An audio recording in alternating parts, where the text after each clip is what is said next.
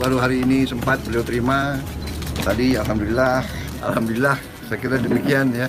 Beliau banyak memperhatikan ya situs-situs, kemudian makam-makam pahlawan.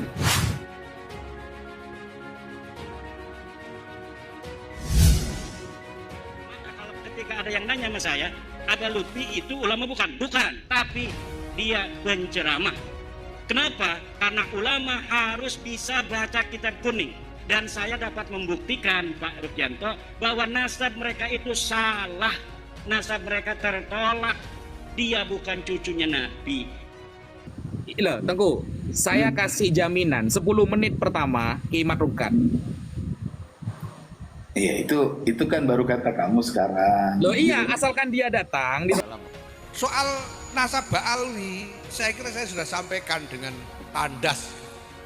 Nah, sampean kalau mau ngurus itu sekalian nanti sampean ngurus nasabnya Kanjeng Nabi sampai ke Nabi Ibrahim, catatannya sumbernya dari mana kan repot juga. Apalagi sampai Nabi Adam. Nah, sudah repot semua. Sekarang tanda-tanda itu ada. Penolakan kebenaran. Semua orang sedunia, mufti sedunia kalau menfatwakan bahwa Ba'alawi itu sahih nasabnya, saya tetap menolak.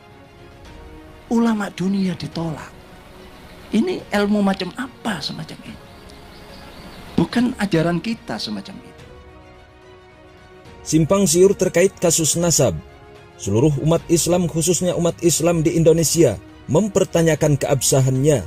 Bahkan dengan adanya kisruh nasab tersebut, umat muslim khususnya di Indonesia banyak yang bertentangan. Yang satu pro Kiai Haji Imaduddin dengan membenarkan bahwa tesis Kiai Haji Imaduddin itu benar. Dan yang lainnya justru membenarkan nasab Bani Alawi atau yang dikenal di Indonesia para habaib, bahwa mereka para habaib adalah duriyah Nabiullah Muhammad SAW.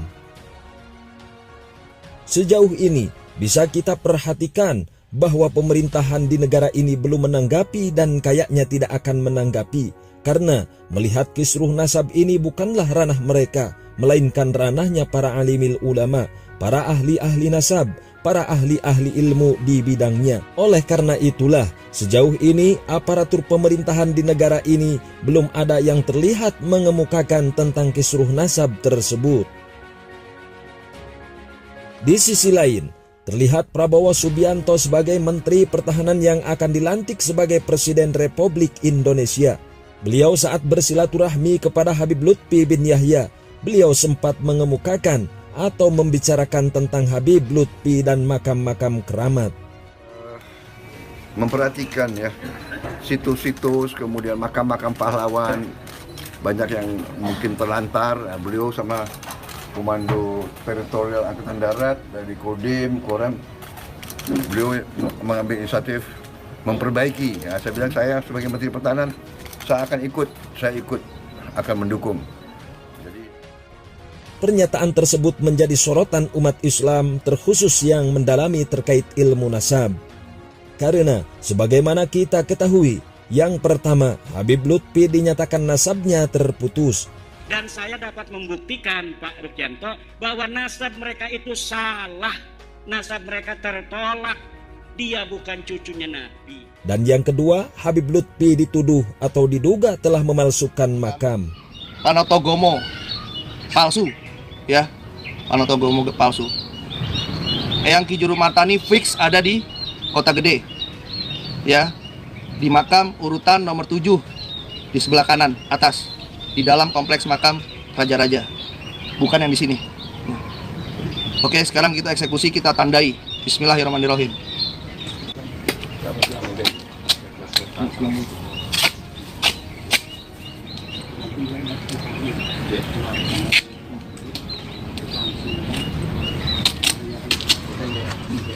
Oleh karena itulah, pertemuan Prabowo dengan Habib Lutfi menjadi sorotan, terkhusus atas perbincangannya bersama Habib Lutfi dan wartawan.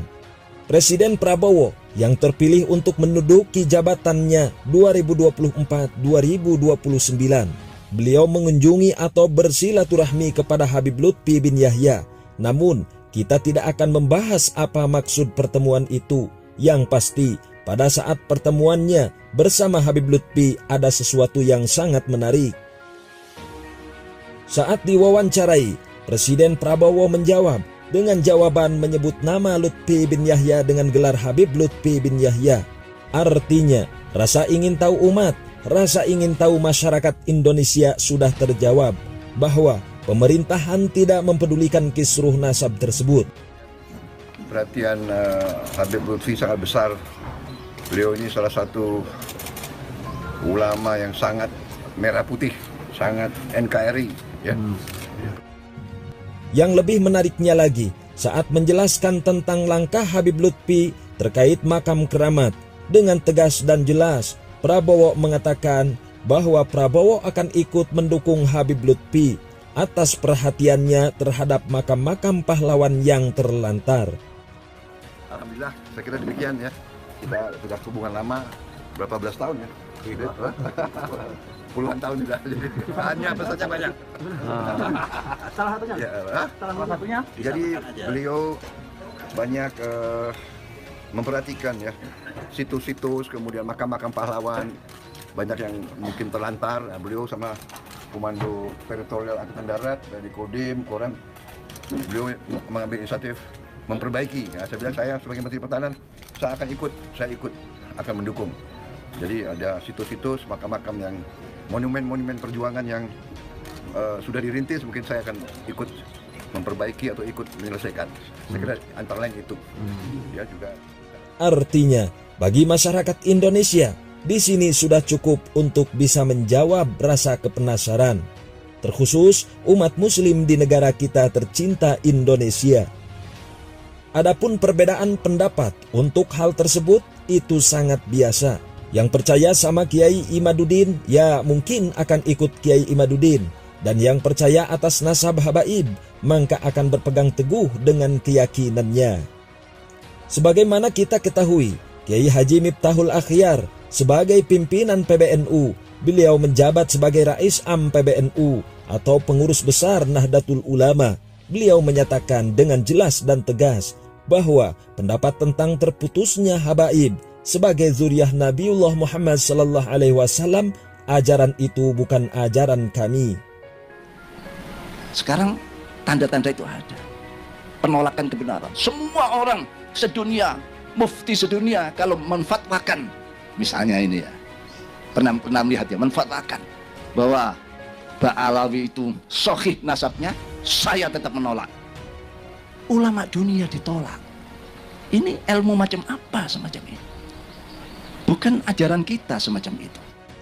Artinya, Kiai Haji Miftahul Akhyar berpendapat lain dengan Kiai Imaduddin yang menyatakan nasab habaib terputus, sampai-sampai dari yang percaya kepada Kiai Imaduddin menghujatnya. Bukan hanya Kiai Haji Miftahul Akhyar, Ketua Umum Pengurus Besar Nahdlatul Ulama atau PBNU, Kiai Haji Yahya Khalil Stakuf mengatakan, kalau sampean mau ngurus hal itu, maka sampean juga akan mengurus nasabnya Kangjeng Nabi sampai Nabi Ibrahim, bahkan sampai Nabi Adam, dan sumber catatannya dari mana itu sama bikin repot. Soal nasab Ba'alwi, saya kira saya sudah sampaikan dengan tandas. Saya jujuk lagi, maksud saya itu saya jujuk sampai ke poknya, saya jujuk ke ujungnya. Sebetulnya itu supaya ini enggak dikembang-kembangkan terus. Nah, sampean kalau mau ngurus itu sekalian nanti sampean ngurus nasabnya Kanjeng Nabi sampai ke Nabi Ibrahim, catatannya sumbernya dari mana kan repot juga. Apalagi sampai Nabi Adam. Nah, sudah repot semua. Artinya, bagi umat Islam yang mempunyai dasar kewajiban iman atau yakin, dengan adanya ketidaktahuan, ketidakpahaman, maka cukup percaya kepada para alimil ulama terdahulu. Para ulama besar, ulama masyhur di dunia, terkhusus ulama di Indonesia, dari dulu telah meyakini para sayyid, para habib adalah dzurriyyahnya Nabi. Di sisi lain, Kiai Haji Imaduddin mengatakan bahwa nasab habaib terputus itu semua didapati dengan tesis ilmiahnya. Dan saya dapat membuktikan Pak Rukyanto bahwa nasab mereka itu salah, nasab mereka tertolak, dia bukan cucunya Nabi. Bukan cuma masalah nasab habaib, Kiai Imaduddin juga menyatakan bahwa Habib Lutfi bin Yahya bukan seorang ulama, tapi menurutnya Habib Lutfi hanya seorang penceramah. Pernyataannya Kiai Imaduddin itu ditegaskan, diperkuat dengan alasan yang namanya ulama salah satu syaratnya untuk menjadi ulama adalah bisa membaca kitab kuning. Dan Habib Lutfi menurutnya belum pernah terlihat membaca kitab kuning atau mengajarkannya. Oleh sebab itulah, Kiai Imaduddin dengan tegas dan berani mengatakan bahwa Habib Lutfi bin Yahya bukan seorang Habib karena nasabnya terputus, dan bukan juga seorang ulama karena tidak bisa membaca kitab kuning. Tapi saya belum lihat ada Habib yang ngajarin kita baca Fathul Mu'in misalnya. Ada juga selawatan, ceramah, termasuk Abah Lutfi. Belum pernah saya melihat beliau baca kitab kuning. Yang ada adalah ceramah. Maka kalau ketika ada yang nanya sama saya, Abah Lutfi itu ulama bukan? Bukan.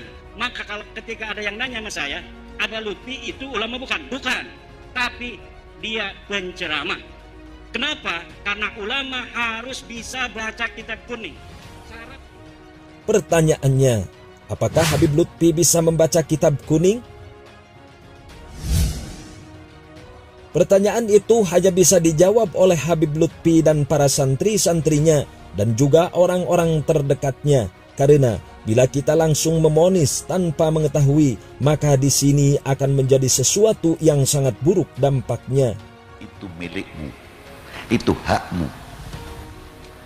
Kepedulian kita sejauh mana dalam mengucapkan ihdinas siratal mustaqim.